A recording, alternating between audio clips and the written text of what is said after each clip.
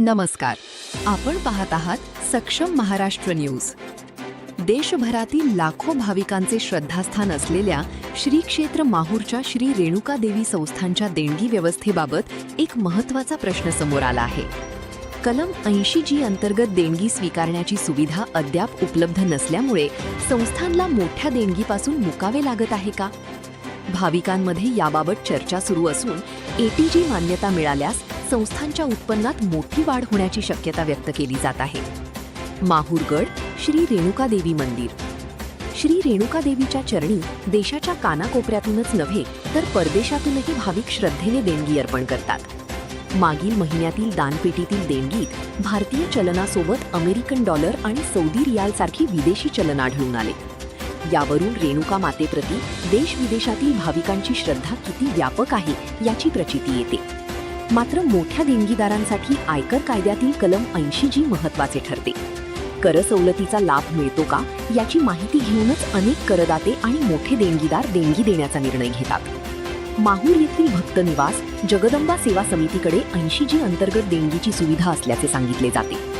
त्यामुळे 80G अंतर्गत देणगी कुठे द्यायची अशी विचारणा करणाऱ्या काही भाविकांना भक्तनिवास येथे देणगी देण्याचा सल्ला दिला जात असल्याची चर्चा आहे. यामुळे श्री रेणुका देवी संस्थानला मिळू शकणाऱ्या काही देणग्या इतरत्र वळत असल्याची भावना व्यक्त होत आहे. मात्र याबाबत अधिकृत चित्र काय आहे आणि संस्थानला 80G मान्यता मिळण्याची प्रक्रिया कुठपर्यंत पोहोचली आहे हे महत्त्वाचे ठरते. श्री रेणुका देवी संस्थानचे व्यवस्थापक विजय राऊत यांनी संस्थानची भूमिका स्पष्ट केली आहे. त्यांच्या माहितीनुसार 80G अंतर्गत देणगी स्वीकारण्यासाठी आवश्यक कागदपत्रांची पूर्तता संस्थानकडून करण्यात आली असून मान्यतेसाठी सातत्याने पाठपुरावा सुरू आहे. ATG मान्यता मिळाल्यास कर सवलतीचा लाभ घेऊ इच्छिणाऱ्या देणगीदारांना संस्थानकडे मोठ्या प्रमाणात देणगी देण्यासाठी प्रोत्साहन मिळू शकते. त्यामुळे मंदिर परिसरातील विकास कामे, भाविकांसाठी सुविधा, धार्मिक उपक्रम आणि सामाजिक कार्यांना अधिक आर्थिक बळ मिळण्याची शक्यता आहे.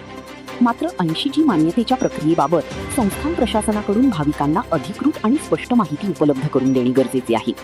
भाविकांना अधिकृत देणगी कुठे आणि टक्का कशी द्यायची तसेच 80G मान्यतेची सद्यस्थिती काय आहे याबाबत स्पष्टता मिळणे आवश्यक आहे. एकीकडे देश विदेशातून येणाऱ्या भाविकांची श्रद्धा तर दुसरीकडे 80G मान्यतेचा महत्त्वाचा मुद्दा.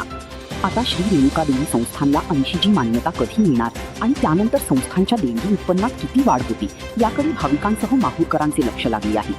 तालुका प्रतिनिधी संजय वडसकर. अशाच ताज्या, विश्वासार्ह आणि स्थानिक बातम्यांसाठी सक्षम महाराष्ट्र न्यूजला लाईक करा, शेअर करा आणि चॅनलला सबस्क्राईब करायला विसरू नका. सक्षम महाराष्ट्र न्यूज, सत्य, सक्षम, समर्पित. धन्यवाद.